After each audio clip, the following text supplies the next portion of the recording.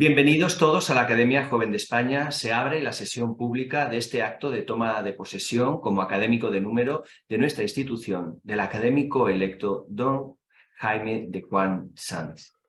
El profesor don Javier Martínez Moguerza dará lectura del acuerdo de la Junta General de la Academia Joven de España, en virtud del cual se acordó la incorporación de don Jaime de Juan Sanz. En sesión extraordinaria, celebrada el día 12 de junio de 2023, la Junta General de la Academia Joven de España acordó elegir y proclamar a don Jaime de Juan Sanz, académico de número electo para el periodo improrrogable de 5 años, una vez cumplan los requisitos formales establecidos en el Reglamento de Régimen Interior de la Academia. En virtud de dicho reglamento, en su toma de posesión formal, el académico de número electo impartirá una conferencia en la que presentará su visión de la Academia Joven de España y los proyectos a desarrollar en la misma durante su periodo de pertenencia activa. Tras completar sus estudios de posgrado en neurobiología molecular en el Centro de Biología Molecular Severo Ochoa de Madrid, Jaime se unió en 2013 al laboratorio del Dr. Timothy Ryan en el Weill Cornell Medical College para su postdoctorado, donde trabajó en el desarrollo de nuevas herramientas para estudiar el papel de los orgánulos presinápticos en la transmisión sináptica.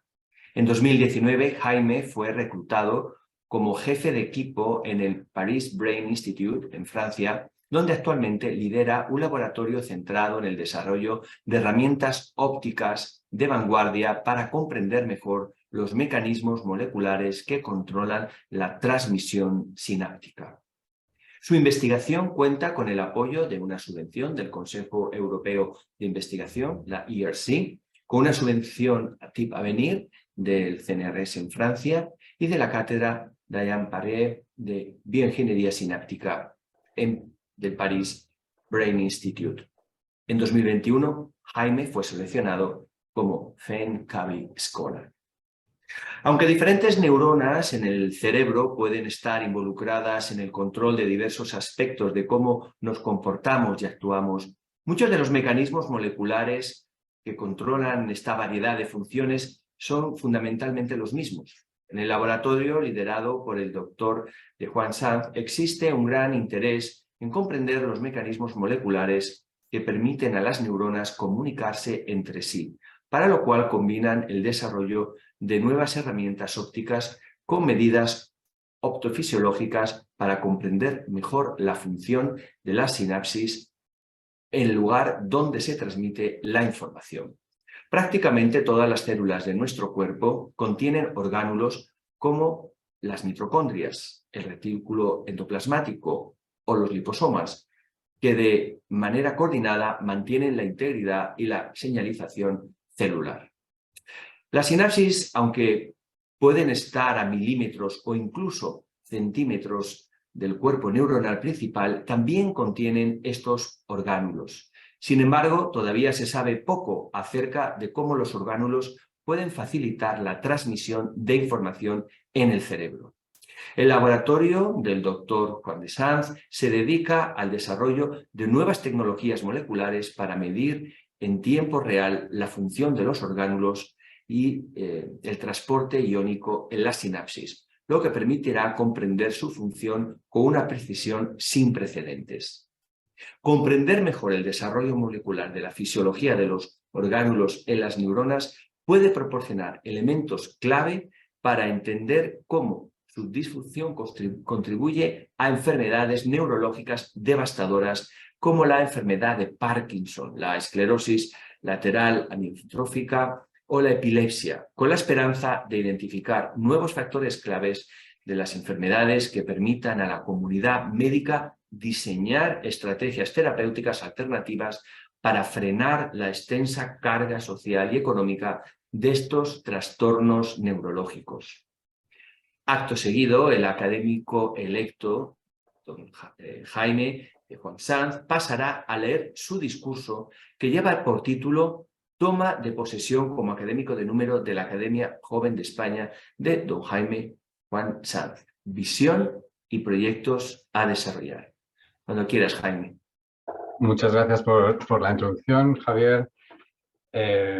muy detallado sobre la investigación que hacemos.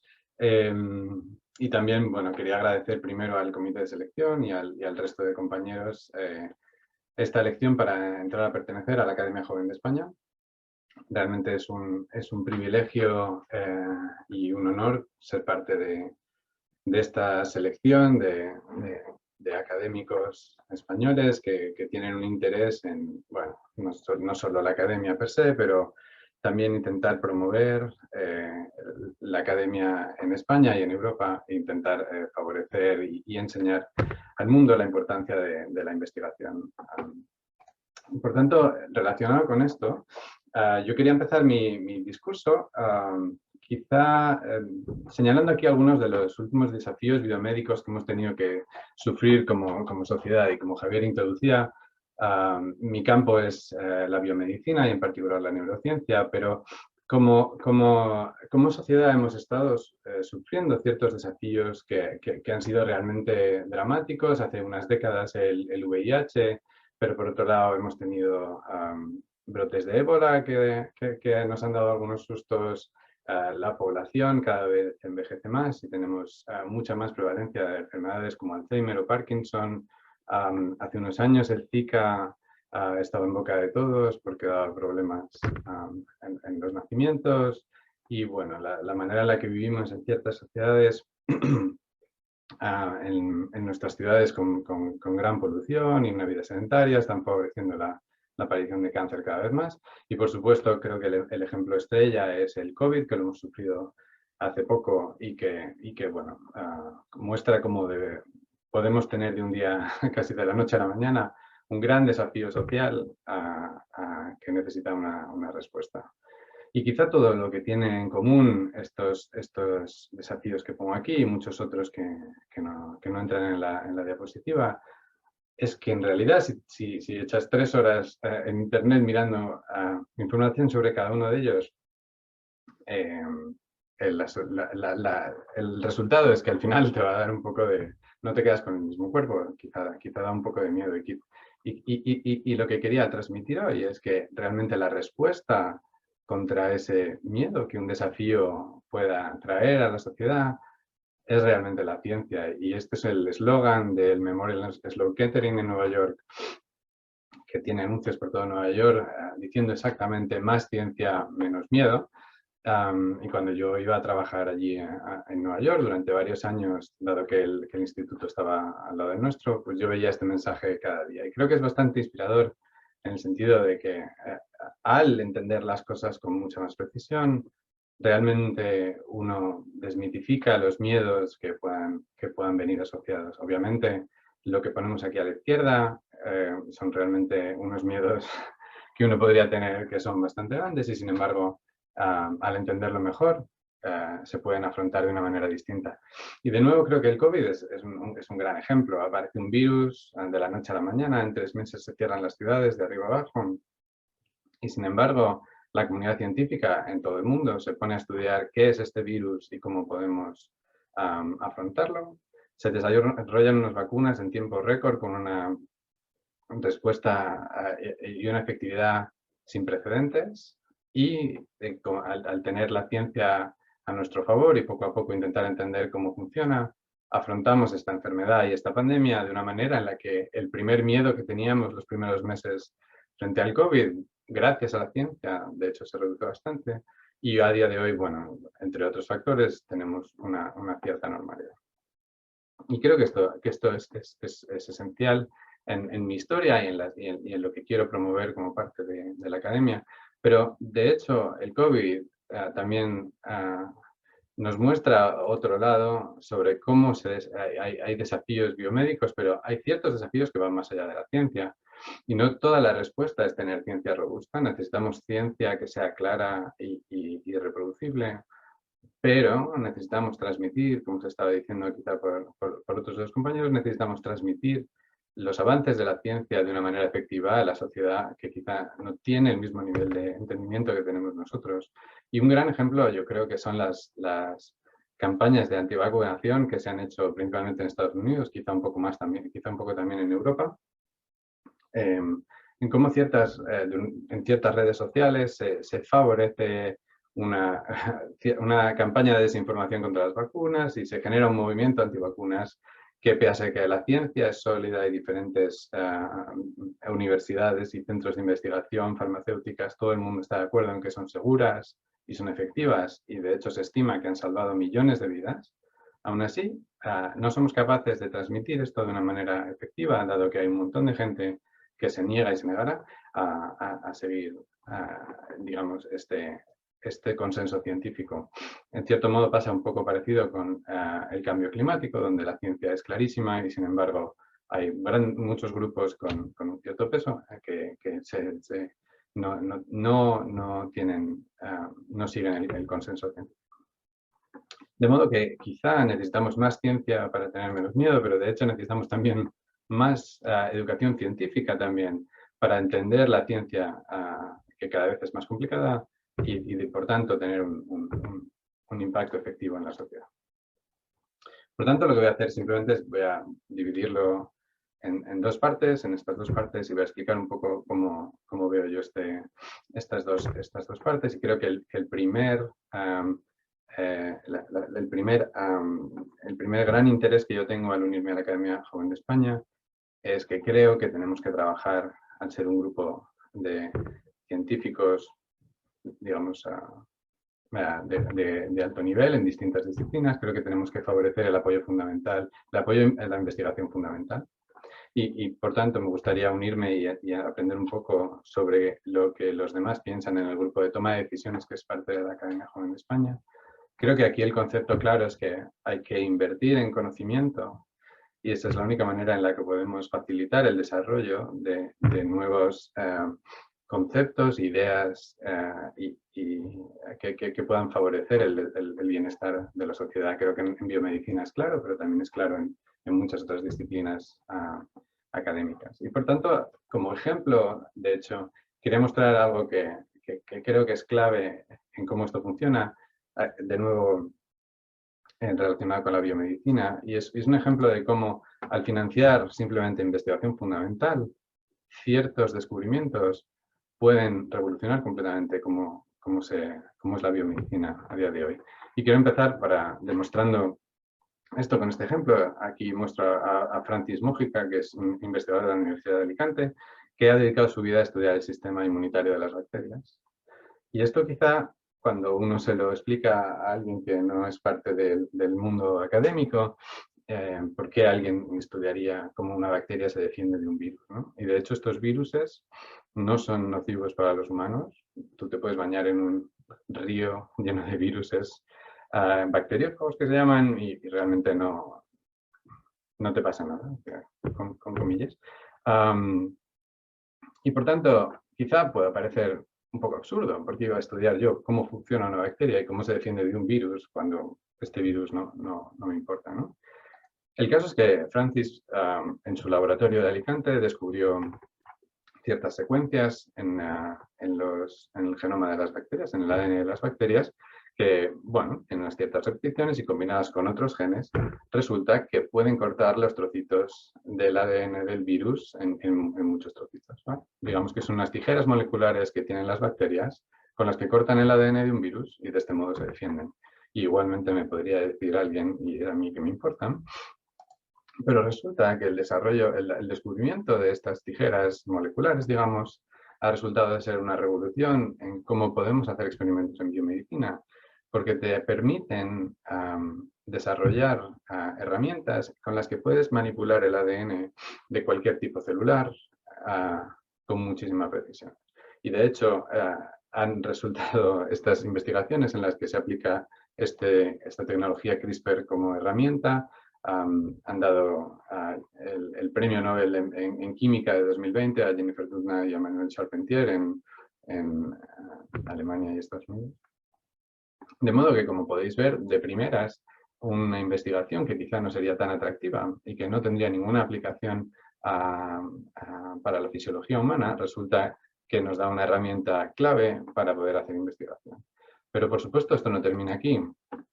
Lo que uno podría imaginar es que si hay una persona, un paciente que tiene una mutación que tiene que ser corregida y que está dando una enfermedad, digamos, por ejemplo, en este caso, la anemia de células falciformes. Simplemente aquí la única cosa que hay que saber es que los glóbulos rojos tienen una forma especial que de hecho no ayuda al riego sanguíneo.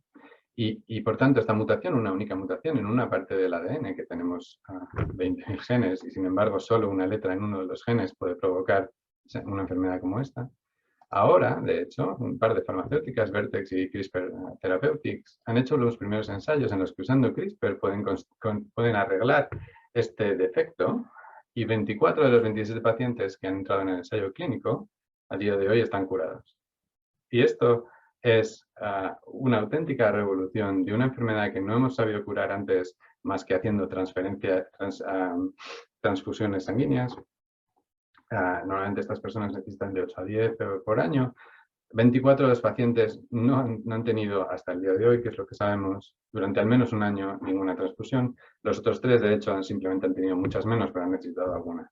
De modo que lo que podéis ver es que algo que comienza como un simple estudio de algo que podría parecer que no tiene ninguna relevancia ni para los humanos ni para la medicina, termina siendo de hecho lo que va a revolucionar el mercado de cómo se editan enfermedades genéticas. Y de hecho, a día de hoy, sin ningún